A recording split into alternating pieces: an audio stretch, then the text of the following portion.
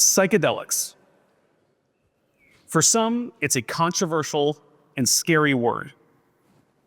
But for others, it signals one of the potentially most promising medical breakthroughs in decades. I'm Matt Sainting with DAV's Communications Department, and thank you for joining us for this important conversation.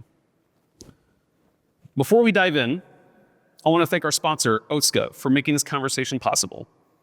Otska is a global healthcare company with a deep commitment to mental health and science. They're focused on finding innovative solutions for some of the most complex medical challenges, and they share a passion for improving the lives of people in communities around the world. So let's give Otska a big round of applause.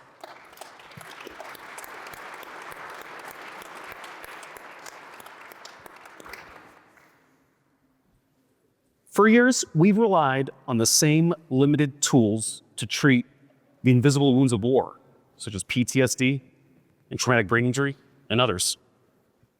Far too many veterans are still struggling. Psychedelics are showing potential in studies, in treatment centers, and through the personal stories of veterans themselves. And our best evidence-based PTSD treatments help only about half who try them. That's according to the Department of Veterans Affairs. And that's why exploring new therapies like psychedelics is so important. Right now, I'll introduce the panel. We'll dive right in. To my right here is Justin Carlisle, who's a United States Marine Corps veteran. Every time. I'm in the right room. He served with the 3rd Battalion, 8 Marines, with deployments to Fallujah and Ramadi, Iraq. He works as a program facilitator for Sable Warrior, which is a longtime partner of DAV, a nonprofit that provides retreat-style programs for veterans and active duty service members. Thank you for being here. Thank you. Next up, we have Robert Gallery, who was the number 2 overall NFL pick in the 2004 draft. That's something we have in common, right? And he played 8 seasons with the Oakland Raiders. Today, he's leading a movement for mental health, athlete wellness, and access to psychedelic-assisted therapies through raw and honest storytelling. Next, we have Anne Claire Stapleton, who's an award-winning international conflict journalist who's worked for CNN. She's a storyteller, military spouse, and an advocate for psychedelic-assisted therapies and trauma healing. And lastly here, we have Dr. Tom Thompson, who is Vice President of Global Clinical Development at Otska, where he serves as the therapeutic lead for the company's central nervous system drug development. Thank you all for being with me today.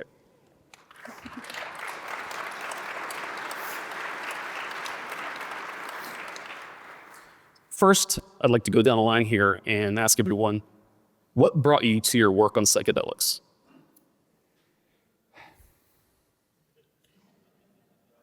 Yeah, I mean, this is where I started. 2016, I was at the end of the road. I was full of shit that I wasn't full of shit. I was dishonest about my dishonesty in life and was at the end of the road. And I found myself down into a trailer park in Campbellsville, Kentucky, the Bible Belt, if any of you know that, and did ayahuasca for the first time in 2016, and it saved my life. First time I ever experienced love. I didn't even know that existed before that experience. And that opened up a whole new realm of possibilities, and it's just been a path through that ever since. Changed the trajectory of your life. It transformed my life is the best word for it, yeah. Excellent. Yeah. Robert? Yeah, my journey started when I retired from the NFL. I started to spiral in a lot of aspects of my life. My rage, suicidal ideation, how I was treating my family, alcohol addiction, and I didn't know what was going on. You know, I honestly thought, I played high school football, junior high football, college football, NFL football. I had 20-some years of a contact sport, and 15 of that at a very high level. But I still didn't know that, what it had done to my brain. So I literally thought I'm losing my mind.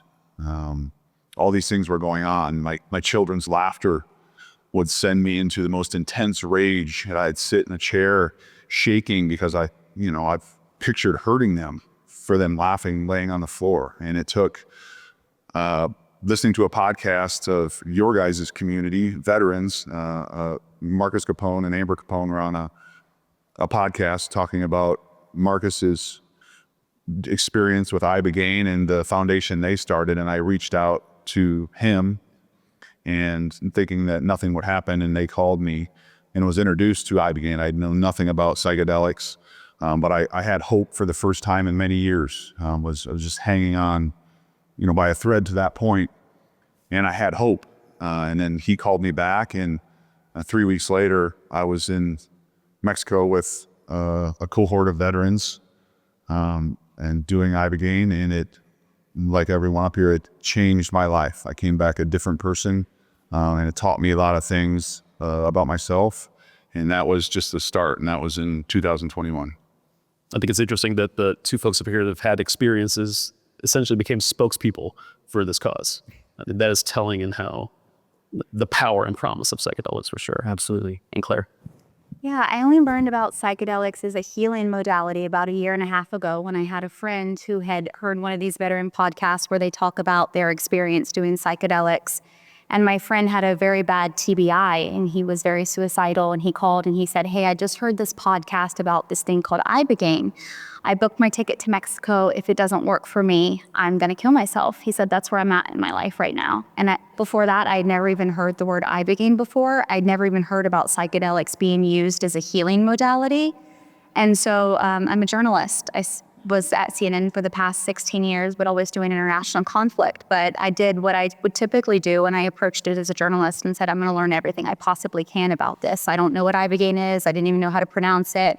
But I started interviewing and dozens and dozens and dozens of people that had been in the psychedelic space. A very, very large majority of them were veterans that had gone to Mexico to get healing, come back, and their lives were transformed in one way or another.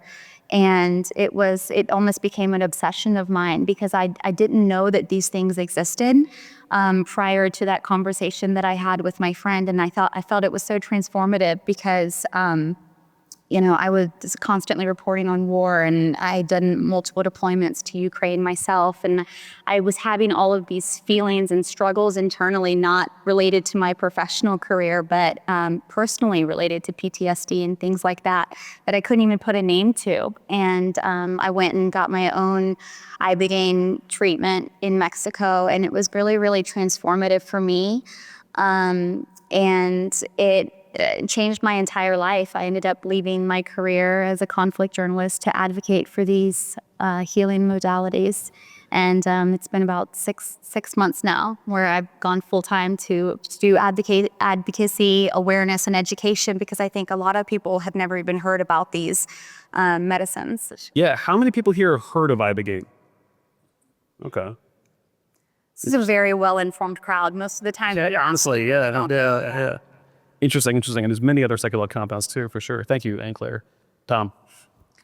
Yes, well, mine's a little different journey. It's kind of dangerous as a psychiatrist, how he got there, because I'm going to go back to my childhood. But I won't take a long time here. But long story short, my dad actually was a Marine, by the way, so I wanted to word that in there. Was a neurologist, and I saw people needing help in the neurology field throughout my life. And I said, I want to do that. So I went to med school, and I really realized the serious impact, and significant impact, that mental illness had on people and on their families.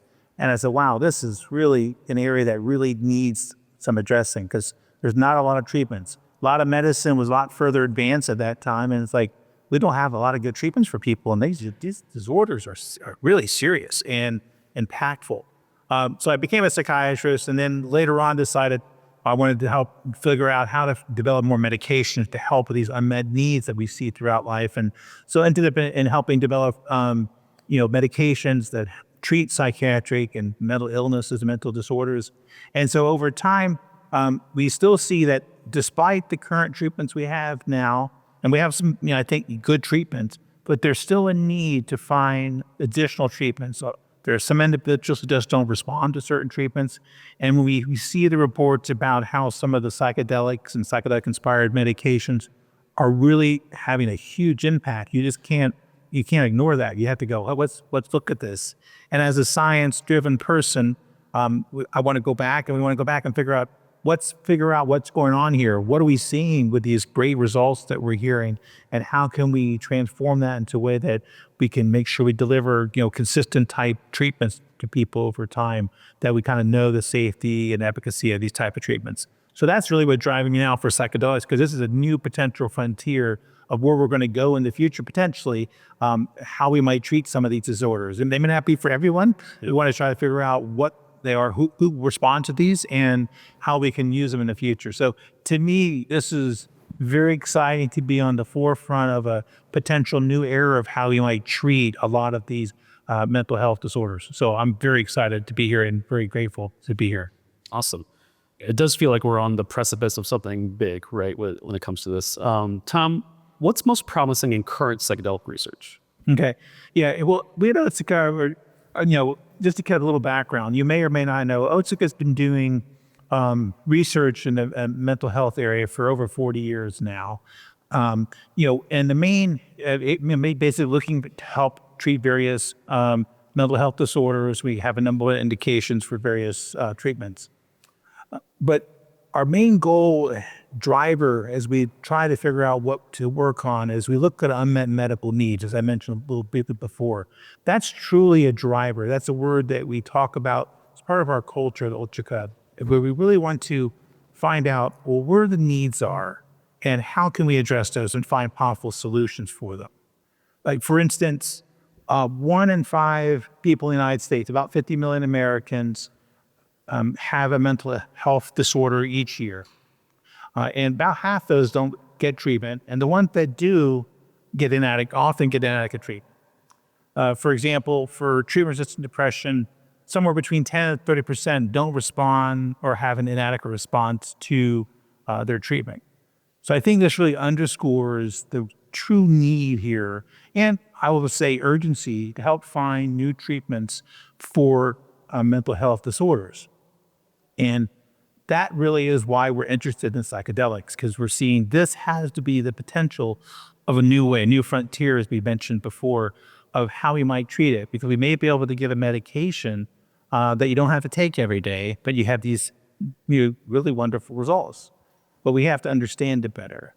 And so part of the challenge for us at Otsuka is to develop from these psychedelic or psychedelic-inspired compounds. We call them novel serotonergic agonists based on their mechanism. Or often, I hate to say, but NSA is the terminology we use here, so you probably have different NSA abbreviation.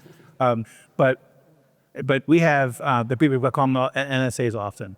And these are intrinsically different than how we see other medications currently on the market that you might be using. For instance, say SSRIs or serotonin reuptake inhibitors. Those medications act on increasing serotonin levels in the brain by preventing reabsorption. Well, psychedelic compounds or novel serotonergic agonists work differently. They actually work directly on the receptor. And by doing this, they stimulate the brain, nerve growth.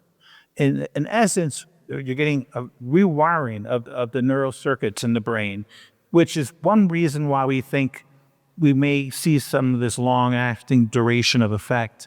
It regards improved mood, decreased anxiety, and other mental health benefits. This neuroplasticity is what we call it. So we still need to understand that, though. A lot of this is sort of in the we think stage. We think this is what it's doing, this think is how it's working.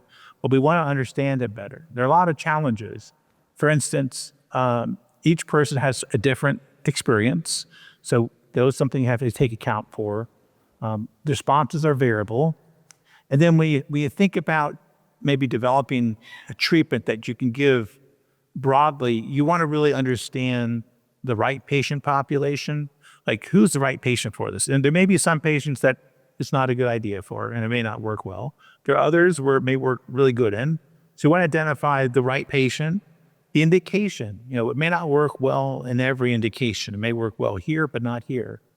And then things that we may think are relatively straightforward, but what dose do you give? How frequently do you give it? Those are a lot of things that we have to really understand so you can take these drugs. And so Otsuka, as we've been doing for the previous 40 years, really has a systematic, rigorous, scientific-driven way of developing medications, ethically responsible, patient-centric, patient-first type drug development to really better understand the effects of these compounds. And then so we can have consistent results, so we can have expected safety, tolerability profile, know what we're going to see, and expected efficacy in whatever indication it is used in. So again, it's really exciting stage at this stage. We're in the early stages now, but this is really exciting part that we're working on now and we're continuing to be working on in the future. So interesting. Yeah. The way I think about this, if the brain is forest, has all these different trails, and over time, some of these trails get very well worn and you're in the habit of going there, and some of them are scary or traumatic. You're re-experiencing the things over again. And what psychedelics can do, from what I understand, is kind of create new trails where you're kind of rediscovering yourself for the first time. And that's sounds a little counterintuitive, but when you talk to folks who have had these experiences, that's very much what they report back. But how do these treatments compare to the conventional approaches available? So like I mentioned briefly, like SSRIs or serotonin re-upping inhibitors. So those are medicines that work very effective for some people. And the way they do is they increase serotonin levels in the brain and the neurons by preventing reabsorption of serotonin. That is very different than what the psychedelic or psychedelic-inspired compounds or NSAs, we'll use a lot of different terms here, but novel serotonergic agonists work. As I mentioned, it's that reconnecting the brain, the recircuitry, the neuroplasticity that is different. These compounds work directly on those receptors, the serotonergic receptors. Often it's the 5-HT2A receptor, but there are plenty others.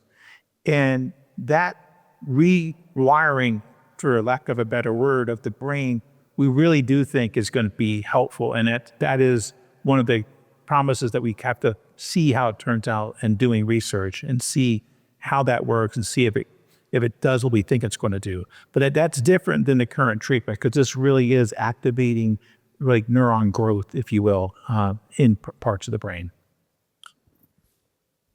What are some challenges of psychedelic research? I know we talked to some doctors and whatnot, and there's issues with, double blinding. If you take a psychedelic, you have it. So like, or so I read. So it's a little hard to maybe compare that with to have a control group. But what are some other challenges with current psychedelic research?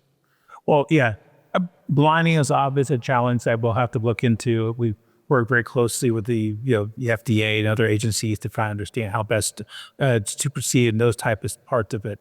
But I think some of the real challenges too is really, as I mentioned before, systematically studying how these work and really do a science evidence-based activity to figure out what the next step are, because you really want to find out, how it works in each individual and each indication.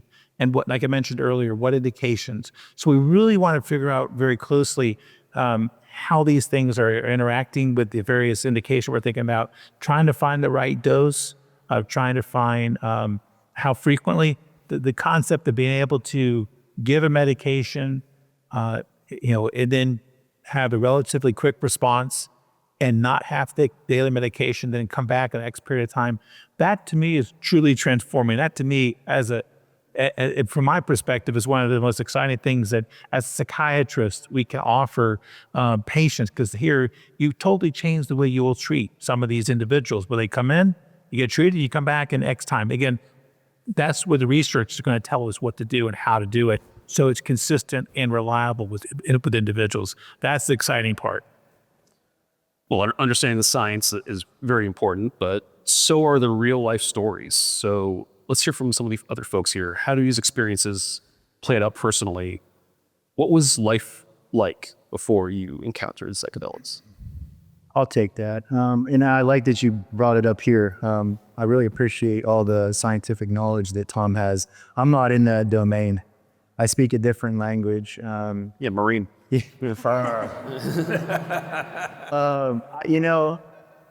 I was spiritually dead before I had my psychedelic experience, and that experience woke me up.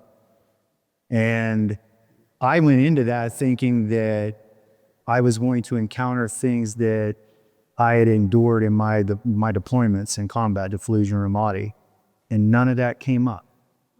None of it. What continuously was coming up was things from my childhood, constantly. And I didn't understand that. And that brought me back to that reawakening, connecting me to some of those memories. Now, I felt all this love. I had all these great things going on. I didn't know what to do after that. And luckily, I landed at Save Warrior, which is a partner of DAV. We've been partners with DAV for years. And that experience at Save Warrior, that cohort gave me language for my psychedelic experience. And one last thing with this, I'd taken a personality test, and not by design. I had taken it through some therapy I was doing right before I had my first psychedelic experience. And I took that same personality test 5 years later.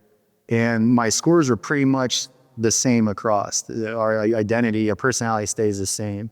But the biggest jump, and it was by about 40 points, 40 points of deviation, was my openness to experience. It opened me up again. That's when I say I had a spiritual awakening. It awoke me to the possibility of life again. I think the same thing people talk about when they have done like the MDMA-assisted psychotherapy, going to a therapist or two and talking about the worst days of your life are hard, and they're not fun. And what MDMA can do, from the folks who been in the studies, kind of lowers the barrier to that, where all of a sudden you're like, wow, I want to talk about this because they're asking this question, and you feel some more connection. And it's a way of kind of, I don't want to say speeding up the therapy process, but maybe kicking in the door a little bit more, so like that. What about you, Robert? What was life like as a former professional football player? Yeah, life before my Ibogaine experience was, it got worse and worse as the years went on in my retirement from football, to the point that, my wife couldn't trust me to take our kids to their sporting events or to be alone with them. Thank God I never put a hand on them, but the emotional side of the reactions I would have to the most minute things, I put my family through a lot of trauma, a lot of mental trauma that I didn't know. I was, in that moment, these things were going on, the brain fog, the rage, the depression, the suicidal thoughts, talking about it, talking to my wife, telling her, here's everything, here's my retirement, here's this, like, I'm a burden on you guys. It's better off that I'm not here. And that's a scary place to be in, because I meant it. In that time, as a lot of you guys in your community know, that's, a friend of mine who took his life, who was a veteran, he told me, no one wants to commit suicide. They want the noise to go away. And I wanted the noise to go away. And I didn't know what was causing it. And it was everyday struggle to, my wife told me, she said, every day you left, I didn't know if you were coming back. So that was my life for a couple years, going through. I did all the things in modern medicine. We're not saying that Ibogaine works for everyone, but all the other stuff didn't work for me. I have a lot of great resources, a great retirement. I was doing hyperbaric chamber, I was doing light therapy. I was doing for 2 years, did everything I could because I wanted to be better, and I wasn't getting any relief. So that was my life. And my wife was, I've known her, we've been married for 17 years. I knew her in college. She knew me back when I was a young college football player that was, liked to go after games and drink beers and, get free food if we won. So she's lived with me through the ups and downs, and I, like your community, finally realized, hey, there's something you can do. We don't have to suffer, right? Because we're all big, tough, especially in my line of work, right? I'm actually small now compared to what I was when I played. I was 325-pound bad dude, right? My world, I'm proud of that. I played offensive line. I had to go to and would never compare myself to your community, but I had to go to a dark place to do what I did on the field, because as you get older, right, you have to, that was my battlefield. And I don't mean to draw comparisons to your battlefield, But I've learned through your community, the guys I healed with are veterans. Like my community loves and wants to be a part of your community because we look up to you guys. We look up to all of us are big supporters of the veteran community. And I've learned through this, the veteran community has brought me in because we bring hope. You guys are overseas or you're doing the things you do, right? So my team I lost when I retired. I lost my teammates, my community, and I gained that through psychedelics with your guys' community, the veteran community. And so I think it's such a healing thing for both of us. So post Ibogaine for me, it's been like, hey, I went to my first experience with, a couple Navy SEALs, a fighter pilot, right? And I'm thinking these guys are been through some of the worst things in the world, and they can open up and talk about it and do this to try and heal. Like, why can't my community? Because my community still, like I did for years with hype. I hid it in my house. The only person that knew about it, the depths of it, was my wife, because she lived it daily, and my children. And thank God they were young enough that, I told someone, we talk about generational trauma. I started the generational trauma in my family. I didn't do it on purpose. I didn't know I was doing it. But the healing has helped me to end it. Because I talked to my kids about it.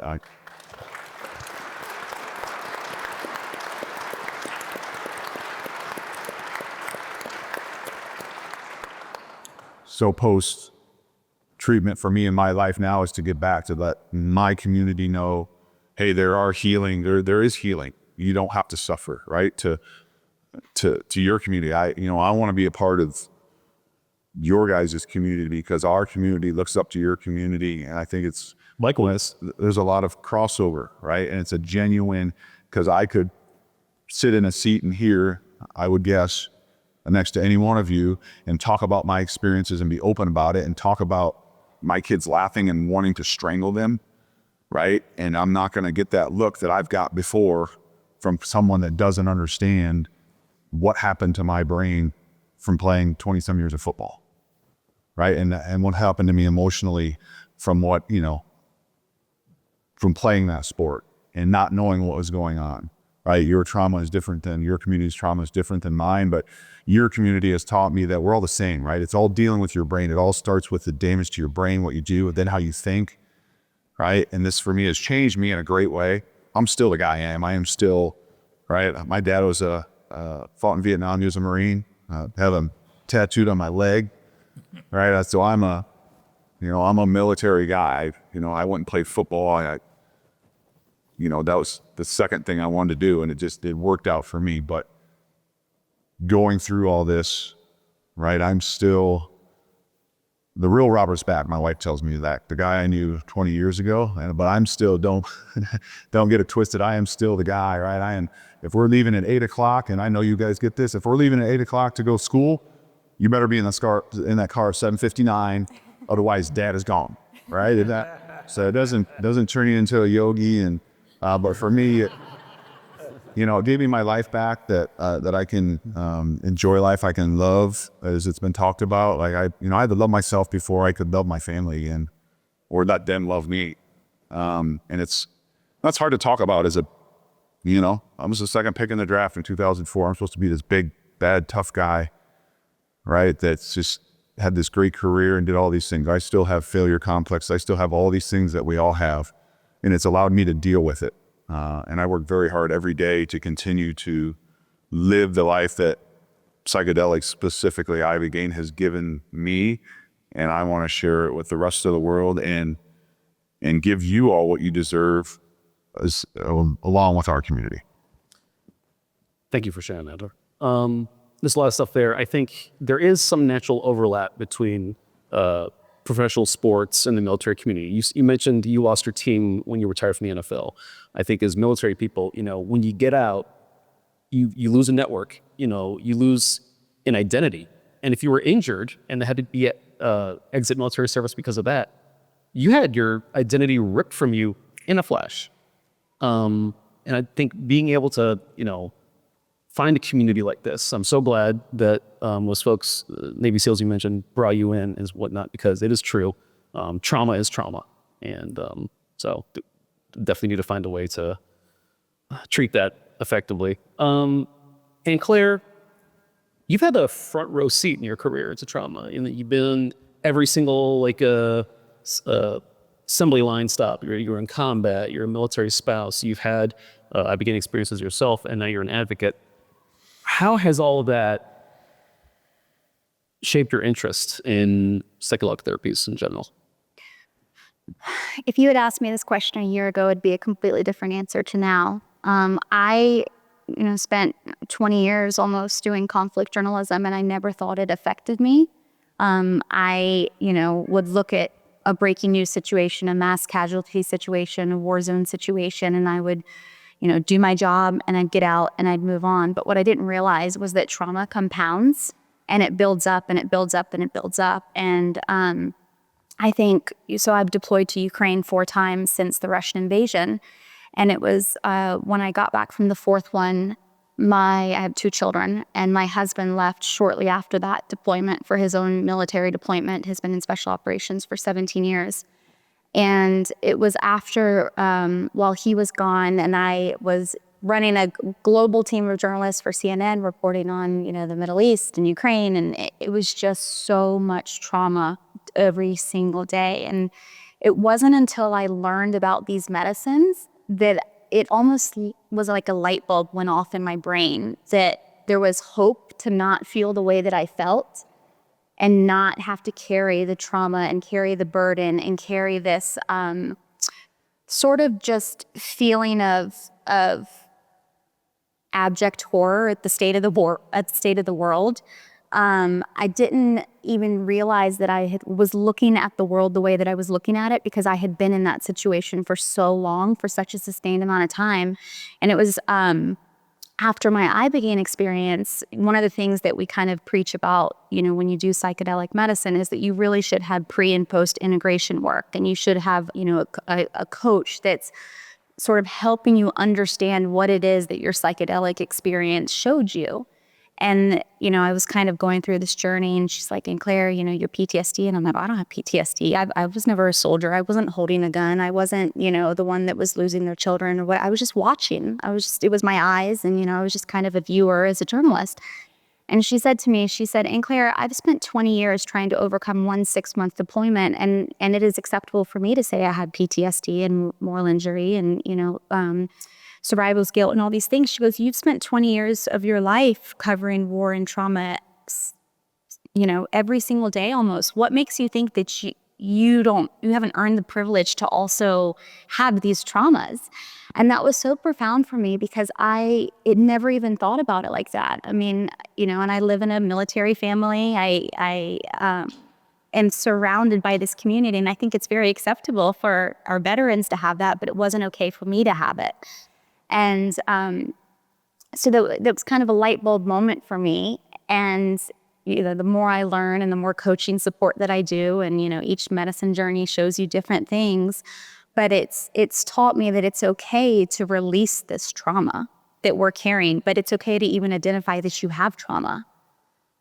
Because that was something that for so many years, up until the past year, I couldn't even put into words that I was carrying something that I needed to put down. I had a complete inability to relate to people. Like, I live in these, kind of beautiful upper middle class suburbs, and I could not relate to anybody around me at all, because I was like, none of these people have been to war. They have no idea what the real world is like. Everything here is just, rosy and perfect. And, I don't care about the PTA, or I don't, like, whatever it was. It was really hard for me to relate to people that weren't, veterans or conflict journalists or living in a war zone, because I had just made that my entire identity with my career. But that means that I had lost myself. I had lost the ability to be a present mother. I had lost the ability to be a present spouse. And it was through these healing journeys, these medicine journeys, and this is all language that I've learned over the last, year. If you were asking me about this a year ago, it'd be very different terminology. But I do believe that these are medicines. I believe that they have the ability to heal people, bring people back from the brink. And it certainly did that for me. It's made me a better and more present mother. It's made me a better person in my community because now I can actually relate to people versus just feeling very closed off and feeling like I was a world of one. Just feeling all of these emotions and feeling sadness and feeling overwhelmed. And but it was through these medicines that it really did bring me back to life, and it gave me the ability to be able to even speak about this. I couldn't have spoken about this a year ago. I'm glad Tom brought up the information about rewiring this property in brains. Do you guys feel like your brain was rewired in a way?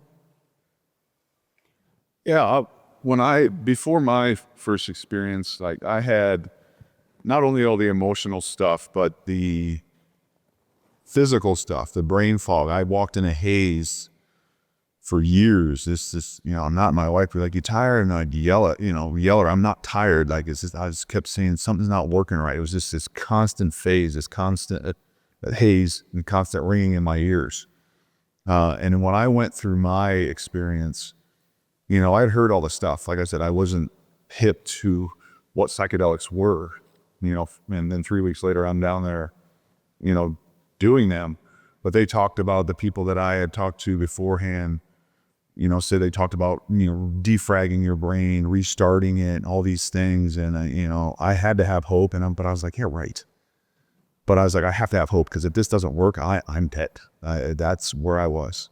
And after going through the experience, it's exactly what it was. I came out, not only just my experience itself is the defragging part. It was, for me, it's different for everyone, but for me, it was this movie of my life, right? I didn't have childhood trauma. I had two loving parents that were tough, but, none of that stuff was my trauma. It was all what I put myself through for my sport, for what I wanted to be the best at. So there's movies playing of all these things and I'm getting rid of stuff and I'm keeping stuff thrown into my heart, right? It was just like this defragging. And then, the other medicine they partner it with after a day of rest, for me, turned the lights back on. Because I came out of that and I could hear everything. I could hear someone in the back row unzipping their purse. I could hear the zipper. It was just so intense. I came out and I was like, I could hear again, like literally hear and see and feel everything. And it just took all these things, the ringing, the fogginess. I swear I drank 10 pots of coffee a day and I hadn't had any because it was just like everything. I was walking home, hugging my mom's wife. She came down to fly me home and I'm hugging her, this grown 6'7", 300, I was 280 at that time, fully tattooed human being hugging his wife's arm, walking to the airport because it was the sensations and what I could hear and see. It was like, oh my Lord. Like it was like the lights had been turned on, the noise had been turned back on. And it was very intense. It was scary because I had just lived in this haze of just this mumbling in the background and not listening to people talk and not having a clue what they're saying, forgetting my kids' names, like telling my wife, like, where's, and then I get frustrated because I couldn't remember my daughter Hayden's name. All right. That's pretty demoralizing as a father when you're sitting, I literally couldn't think of my daughter's name. And then would get angry at myself and then it would send me into a spiral because I'm a terrible, terrible father. Can't get this out of my head. So for me, it was the scientific part of it and the research studies that have been done, in your community, through the place that I reached out to as vets. They did a study with Stanford, a scientific proof behind it that they're finding. Again, it needs to be researched, as Doc said, continually with more people, but the creating new neural pathways, taking, areas of my brain. I had a brain scan before all this happened and there was no electricity, no blood flow. I had holes in my brain, and to know that now it's recreating things scientifically, it's proving that right there. And then there needs to be a ton more research done, but that's why we're here. So to know it is actually fixing some of my TDI, fixing the physical part that led to the emotional part. So that to me is something, that's the excitement around this particular medicine and what everyone's, what they're doing, because this is something concrete I can take to my community, right? And be like, oh, this scientists are studying this. They're actually finding that it's creating new neural pathways, new white brain matter. It is actually fixing some of the damage that banging heads for 15 years every single day what that did to my brain, right? Or you guys shooting gun blasts, entry blasts. It can help fix scientifically. Hopefully we can prove, but the research so far has been overwhelmingly great and gives me hope, gives my community hope, and should give all of you hope that maybe are still suffering, can't find that modality that works for you. Much of the research, preliminary research, is very, very promising. We absolutely need more of it, for sure. But I want to talk a little bit about stigma here. I've talking to veterans who have had some of these experiences overseas, and they're like, I was never, I from the just say no generation, right? All of a sudden they get on a plane, take, what they once called magic mushrooms, right? So have you guys run into stigma? Either did you not want to go down this road, or were you trying to hide it from folks?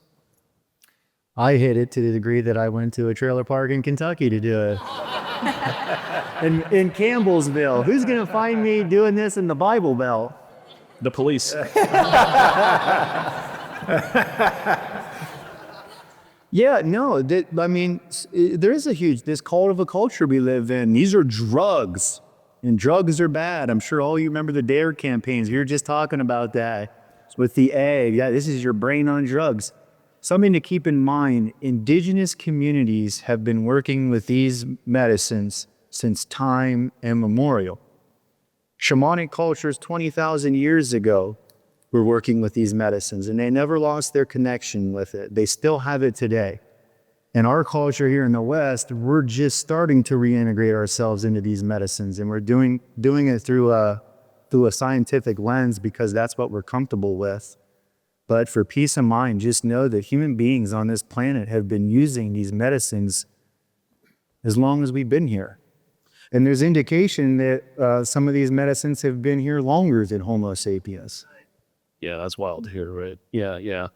I know with research too, I think it's so hard to research these compounds because of the illegality, right? And I think if you look back into the classic psychedelic literature, the 1960s, there was a lot of science that was being done. And then, a law was passed that we lost 50 years of research. Where would we be today if we could have studied this stuff for half a century, right?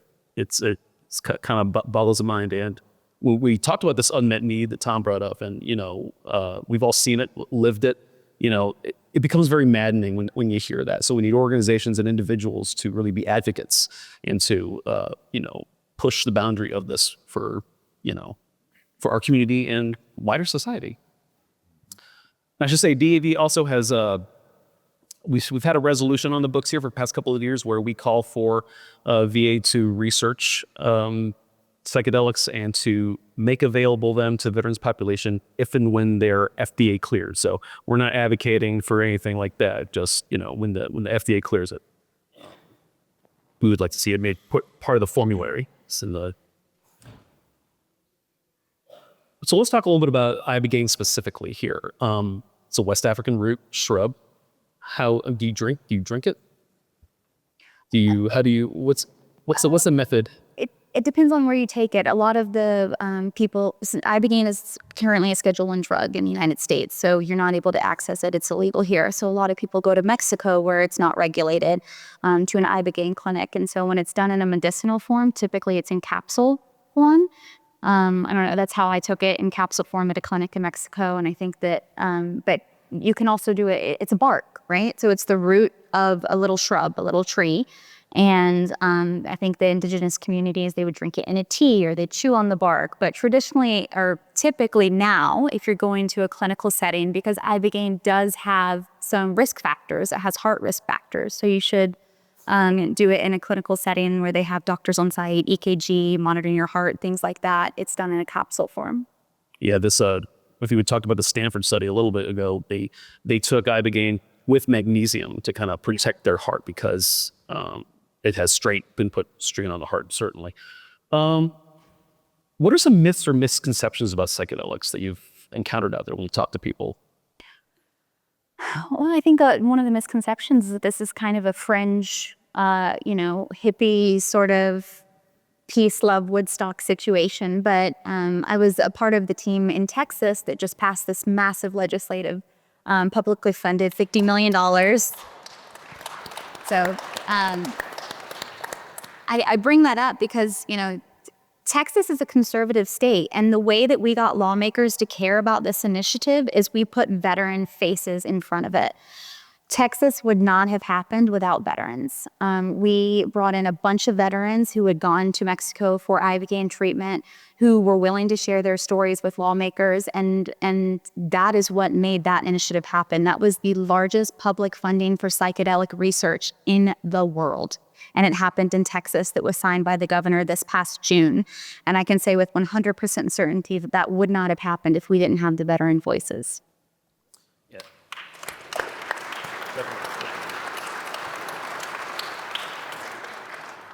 And I know Mississippi is drafting legislation modeled after the Texas initiative. So Mississippi will have a hearing, an Ibogaine hearing on August 27th. The following day, or Kentucky will be August 27th. Mississippi will be August 28th. We've got Arizona. I mean, there's 15 states right now that are showing interest in doing Ibogaine legislation.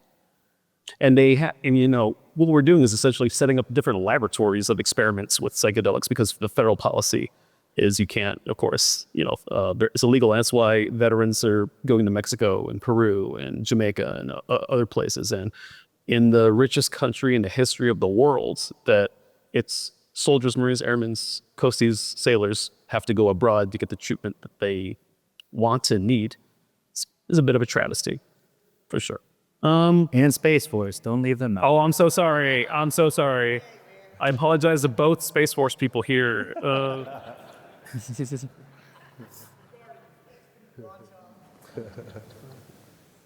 What gives you hope for the future of psychedelic therapy? And anyone, please jump in. I mean, we're having this conversation here at the DAV conference. I mean, that gives me hope.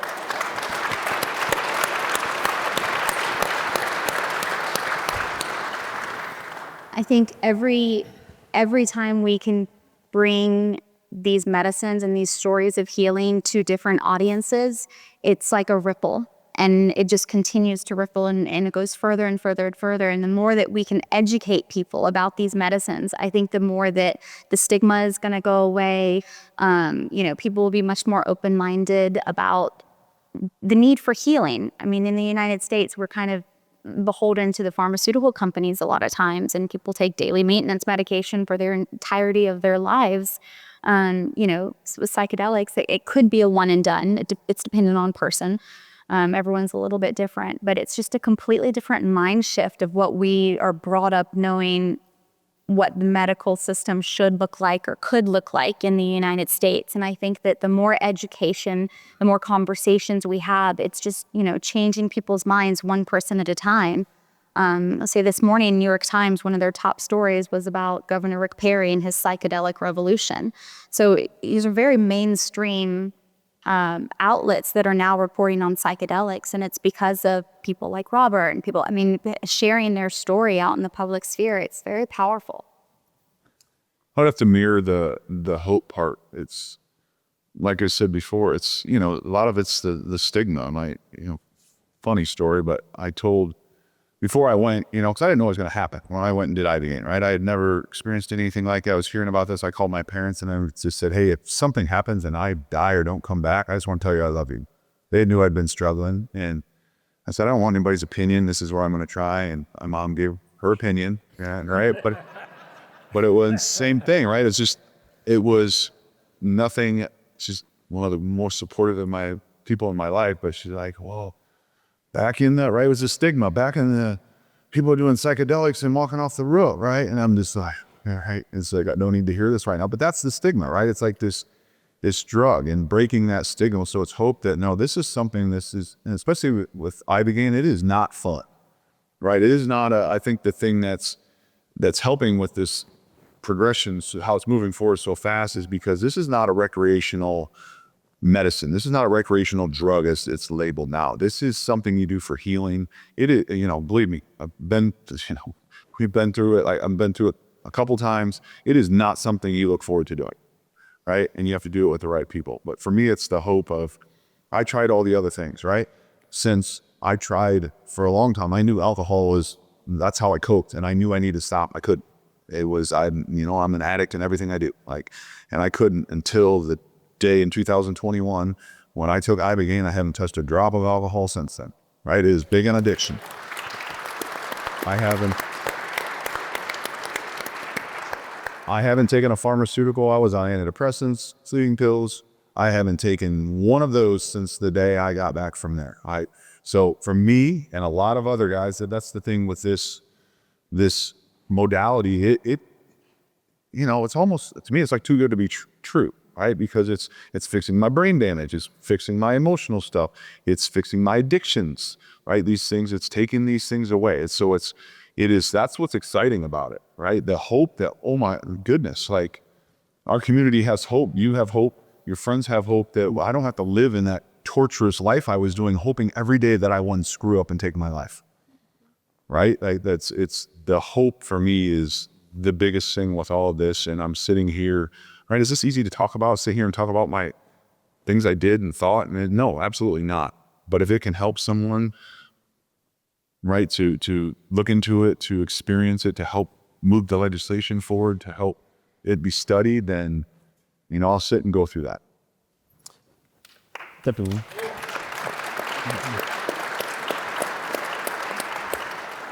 The power of personal stories cannot be overstated. I live in Washington, right? In a city where no one changes their minds, right? A veteran sitting in a chair on the Capitol Hill saying this was my experience has actually changed people's minds. Folks that you wouldn't think would be behind it change their minds on this. What were some of the stories that you were telling the Texas legislature, helping to connect them with the Ibogaine initiative? Well, I think in the military community, it's a small community where we are less than 1% of the country. And so when I would tell a lot of these veterans that came back from Ibogaine treatment before they went and talked to lawmakers, I'd say, the vast majority of lawmakers that you're speaking to, they're not going to be able to relate to your, warfighter experience. But what they can probably relate to is substance abuse, because it just so happened that all the veterans that were speaking to lawmakers also had substance abuse issues prior to their treatment, whether that was alcohol or opiates or, you name it. And I think that by sharing a story where, you're trying to convince a lawmaker to support this initiative, how do you do that? You get them to think about their family members that could potentially be benefited from these medicines. I read a statistics that it was as high as 1 in 4 people struggle with addiction. And if these medicines can help people with addiction, that's a vast majority of the population, much bigger than the military community is. And so when we were educating lawmakers and educating the staff of lawmakers to try and get them to vote yes on this, it was really reinforcing that this is not just for warfighters. This is not just for people that have been to war and have PTSD and a TBI. This is for everybody. And I don't say that like everybody should have, free reign, but we're talking, the moms in middle America that are depressed and they don't know why. And, I think that there's such a large population that these medicines could help heal. And when we educate, lawmakers, what I was trying to do with the veteran voices is get them to be able to recognize within their communities who it is that could this potentially be benefited from. And it was incredibly successful. It was like light bulbs going off while you're watching these representatives and senators hearing about this. So like, oh, it can help with substance abuse, or oh, it can help with depression, or oh, it can help. Oh, my son played football for his high school career and he got a bunch of concussions. It can help that too. And so it was just sort of opening up the conversation to get them to think about it, that this is not just for veterans. This is for potentially anybody that's suffering from trauma. Everybody has trauma in one way, shape, or form or another. And so I think that was really pivotal to get them to, it was almost like we educated them so much through the veteran voices that they couldn't say no, because there was really no argument at the end of the day. They had nothing that they could come back and say, well, I'm not going to support it because of this, because we educated them enough to where they said, well, why wouldn't we try? What do we have to lose? Definitely. I think, stigma, the other side of that coin is, I think, folks who may be a little too excited about when they hear psychedelics. And as you say, it's not fun. There's nothing cool about talking about these horrible times in your life. But what are some strategies to counteract that, to kind of, to less tie-dye, more white coats, right? We want to get to a place where we're talking about it only as medicine. What do you think some strategies are for that? As someone who went there. You don't want to talk to me about that one, right? Yeah, I'm not just a white coat guy. We've talked about the science is incredibly important. At the same time, spirituality is also incredibly important. And I also don't knock people that just want to go do these at a rave. Or the culture that we've lived in has made these illegal and demonized them. So we have this idea that we got to hide it and you feel nasty about it. It doesn't have to be that way. Proper set and setting is everything. Yeah, I'm glad you brought that up. Again, in the the classic psychedelics literature, what's some of the most important aspects of it are the environment you're in and the mindset walking into it, right, with intention, right. And there are folks who have definitely gone to raves and whatnot, and they just want to have a good time. Yep. And what we're finding now is, well, this also has real implications for people who have incurred trauma. Yeah. So I think that's absolutely fair to say that. But I do want to piggyback off what you're saying. Sure. But it is important to properly prepare yourself for these experiences. And Clear talked about a lot of us veterans come into this and we're addicts in some way, shape, or form. So with so many of these psychedelics, it's important to be off all your medications. They can have contraindications with the medicine. So finding an organization that has an appropriate protocol in place to help you come off your medication, a place that's getting you into daily practices like meditation, breath work, these are things that will really prepare you for a psychedelic experience. And something that Carl Jung said, beware of unearned wisdom when you go into these experiences. You don't know what's going to show up. Like I told you guys, I thought for me, when going into my first experience, it was going to be a lot of war-related material. I've never had a psychedelic experience where I've had something war-related come up. Majority of time, it's stuff to do with my childhood. So be prepared for that. Don't thinking you're going to go into this and have an experience that you want. The medicine is going to give you what you need to have. And you may have some memories repressed and locked away.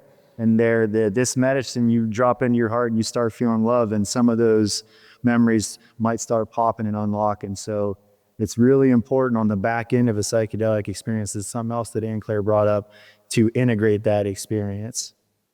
And you can say, well, why would I integrate something? Well, this could potentially be the most impactful experience of your life. So if it's up in that realm, it's something that you need to take the time and integrate into your daily life. And I would also say that if you are thinking about going and doing one of these medicine journeys yourself, like when you come back, your brain is very malleable. I mean, you have, this kind of window of opportunity to create new neural pathways and new habits. And, so if you are in a really bad situation and you go do these medicines and you put yourself back in that really bad situation, and you might not see all the benefits, probably won't see all the benefits that you could potentially see if you put yourself in a better situation when you go back into your real world.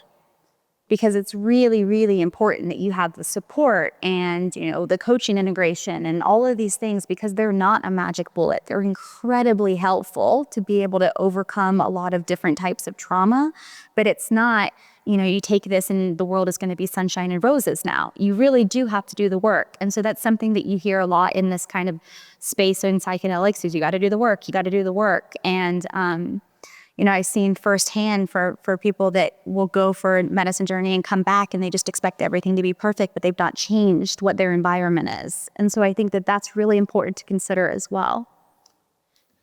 I want to go to audience questions in just a second here, but before that, if you guys could change one thing tomorrow on this subject, what would it be?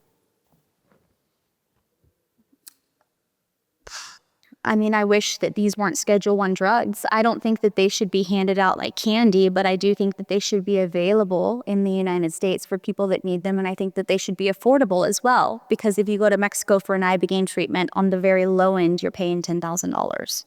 The very low end. That is not accessible for so many people. So I wish one thing I could change would be accessibility. Excellent. If I can add this, Absolutely. I think you asked earlier about what we're passionate on, why we're in psychedelics. A couple of things I wanted to add. Listening to the stories here, I mean, I applaud you. This is why we're doing the research, to try to understand these treatments. And this is really gives me more passion to take home that we really want to figure out how these medicines, how these treatments potentially work, what they're doing, and how to best give them. This gives me hope, gives us all hope, I think, to figure out how we can understand what's happening and how to do further research systematically to understand what's going on so we can deliver medications that will help give you expected results and know what the safety, what the side effects are going to be, and know how to expect efficacy. I really thank you. Your stories have been really motivating to me personally to understand what you're doing, and I just want to thank you. Yeah, let's give them a round of applause. Then.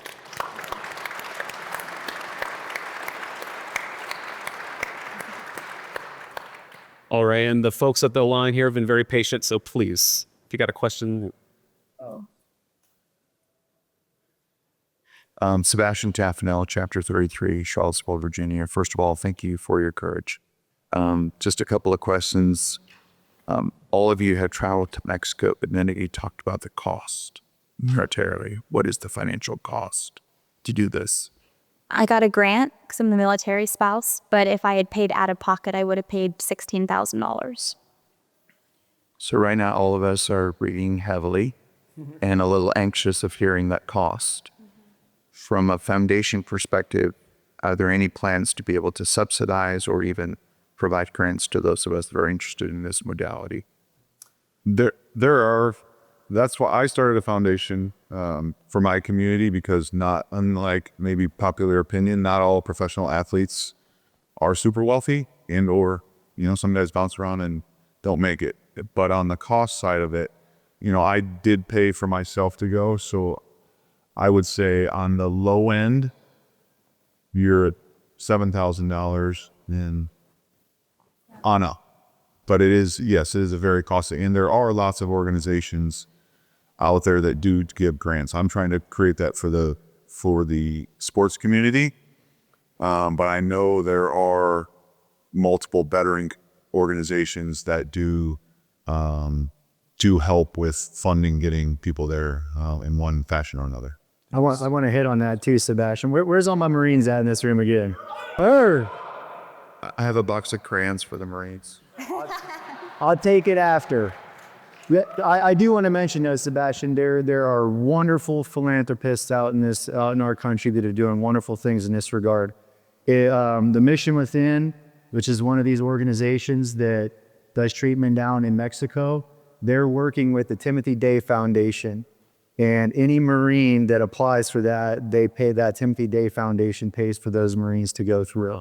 And that's about $10,000 a pop at Mission Within. So That's awesome. yeah, big deal. And another organization is Heroic Hearts Project. They do a lot of funding for all branches of the military. Featured in DAV magazine last year. Yep. Just real quick for your knowledge, some of you may know from the Special Operations Forces community, such as myself, there's a University of Texas Houston study called Operator Syndrome. If you don't know about it, that's something you may want to look up, because it really drives home over a dozen different symptoms that almost all of us in the soft community deal with. And also, I would imagine your community as well. A couple of the communities that we probably should talk about are first responders and anyone that worked in a ER room in COVID. And there are nonprofits that are specific to first responders. 343 Fund is one of them. But if you just start Googling, there's so many nonprofit resources for veterans and first responders to be able to get a lot of their treatment paid for. Thanks. Question for the doctor. Do you know if Pharma plans to synthesize this? Go ahead. I really can't speak to the specifics, but the novel serotonergic agonists that we're working are psychedelic-inspired molecules that are inspired from the psychedelic psilocybin and other related compounds. Okay. If you're treated, how do we ensure it's reported on medical records? I didn't hear. So if you go to treatment, especially us veterans, how do we get that into our medical records to show that this treatment actually worked or didn't work so that we could follow on? Great question. I think it's just going to be you going and telling your clinician that you did it. Yeah, I've never heard that question before. That's great. Have you? I've talked to my clinicians about doing it, but I've never taken any records to them or anything like that. Yeah. Thank you again for your time. Yeah, thank you. Hello, thank you for your time and your insights. Kathy Valdivieso, State of Virginia, Chapter 10. I too grew up in the Dare, Fried Egg, Any Questions era. And so me personally, I'm afraid of having a bad trip, like they said. So what are the, you mentioned the Ibogaine and some of the indications for heart conditions and things like that. And is that true for all psychedelics? And what are the known side effects or risk factors for psychedelics? Thank you. Yeah. Well, Ibogaine is the only one that I know that has the heart risk. They've been able to mitigate that in clinics by providing magnesium, which kind of surrounds your heart in a protective layer. And I don't have a medical background. I should probably have said that before I started talking. The other psychedelics like psilocybin, ayahuasca, MDMA, they don't have the heart risk factor that Ibogaine does. That's why, I kind of preach, if you think that Ibogaine is something that you need to go do, please do your research on your clinic that you're going to. If they're not doing pre-screening, EKG tests, asking you what medications you're on, you really shouldn't go there. Because there are risk factors that can be mitigated, but you need to have somebody that knows what they're doing, a clinician and a doctor that has a lot of experience giving those medications out. And as a follow-up, is there any kind of sort of list that's, I know you can't really make recommendations, but is there some sort of list of recommended places that, that do know what they're doing? There are, how do I answer that? Yeah, I think there are, it's talked about, there's a lot of places out there. I've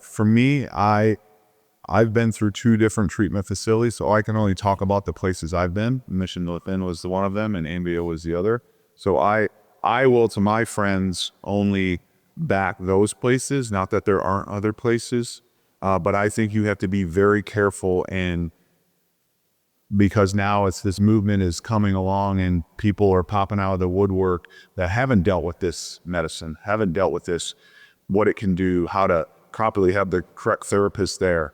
So it is, and that's why we were trying to do research it, because it's a little bit of, it's going to bring in the Wild West, right? So you have to get, I've done it my whole life, someone you trust, right? And make sure you do your research, because there are opportunists that are going to come into this space, and that's what we don't want, because this is a very healing space. And so, yeah, I'm sorry I'm not answering your question with a definitive answer, but it is something to talk with someone you trust and make sure you do research and not go out on a whim that, I heard this person's doing this in here, or they're going to do it in their garage. Like, that's, it's, and that happens, unfortunately. Thank you. Hey, good afternoon, everyone. First of all, thank you for your bravery on stage today. I really appreciate this. I'm Chris Jakimick. I'm from right here in Las Vegas, Nevada. Spent my entire career almost at Nellis Air Force Base, and my career as an Air Force First Sergeant. I was medically retired in 2020, large in part due to combat, but I lost my mother on my first combat deployment. And then my brother, a Marine that was stationed down in Myanmar, died by suicide in 2017. Soon after that, I was a witness to the Route 91 shooting here in Las Vegas. I fell into addiction and was put on the combat cocktails, which allowed me to drink even more, which led to my military retirement. Since taking psychedelics, I've been clean from alcohol and those medications as well.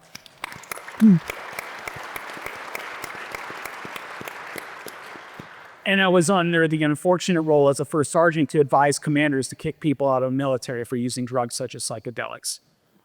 With that, we know with this combat cocktail that most of my brothers and sisters in here are on, the VA will prescribe you multiple SSRIs, benzos, things for your nightmares and everything like that. DAV currently has a bill scheduled that is out there for written informed consent of these drugs that come with black box warnings. Do you feel that written informed consent on some of these SSRIs that have these black box suicidal warnings can help open the door up for some of these alternative treatments that are proven to be healing for us, that get us off these nasty medications that allow us to die by suicide and drink more? I don't know how to answer that question. I think that yes, I mean, I do know, I do believe that these medicines can help get us off these cocktails. Absolutely. I think that that's part of why we're advocating so hard, because we realize that there is something that's completely broken in the way that we treat trauma in this country. So that's the goal. It's going to be a long road, but we are working towards that goal. Absolutely. I think you can only share your lived experience. At least that's the way I am. But I, too, was on my own cocktail. And the time frame for me to get off all these, to go do ibogaine, right, by the time I made that call to Marcus Neighbor Component Bets, it was 3 weeks to when he invited me to come. So I called my doctors that put me on all these and like, hey, I need to get off all these in a week. And they all told me you cannot do it. And I politely all told them that you can about imagine what came out of my mouth. And I went cold turkey.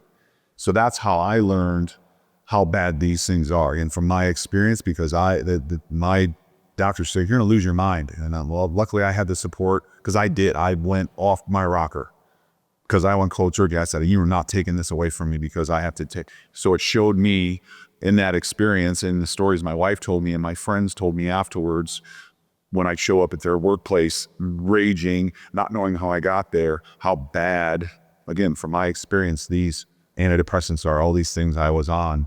And that's the hope to know that all that was doing was masking all those things for me. That's right. It works for some, worked for me a part of my life, when I needed it, but I didn't know how bad it was until I had to get off there. We have to be out of the room in 3 minutes, so I can take one or two more questions, but if we could have them be a little brief. Hi, my name is Jennifer Alvarado. I'm from Chapter 66 out of New Jersey. I've suffered from multiple traumatic brain injuries due to intimate partner violence and narcissistic abuse. About 5 years ago, I did a veterans guided 30-day program, and like Claire, my kids have a mother again. My question is to Dr. Thompson. I love that there's a pharmaceutical company that wants to be on the forefront of this research. But like Justin mentioned, there's a sacredness with this medication that has been around for a very, very long time. And I'd like to know, as a pharmaceutical company, how are you going to make sure that that sacredness maintains in this medication? You said the sacredness? Make sure I Yes. heard you correct. Right.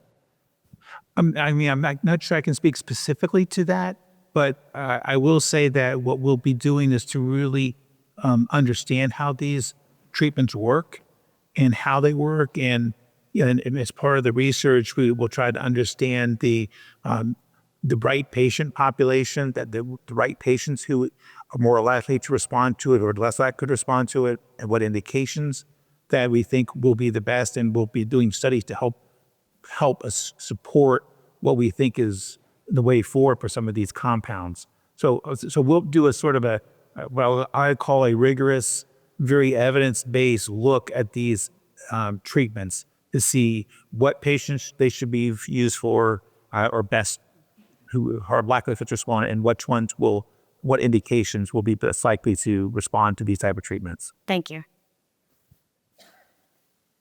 Hi, my name is Gigi Feo Caritas. I'm the chaplain for the state of Nevada. I left the Army in 2017. I was medically retired. I have complex PTSD, depression, and anxiety. I have been on using ketamine through infusion. I started in California. I did 18 months of it there, and now I am in Nevada and back on ketamine, and this is through the VA. Now, a lot of organizations like you here and the VA say that we want this to be for everybody, but there is an underrepresented population of females that are Black, Asian Pacific Islander, Indigenous, LGBT, And when you all do marketing, when you all do advertising, there is nobody that looks like us on a pamphlet, on a flyer, on a TV program, on a panel.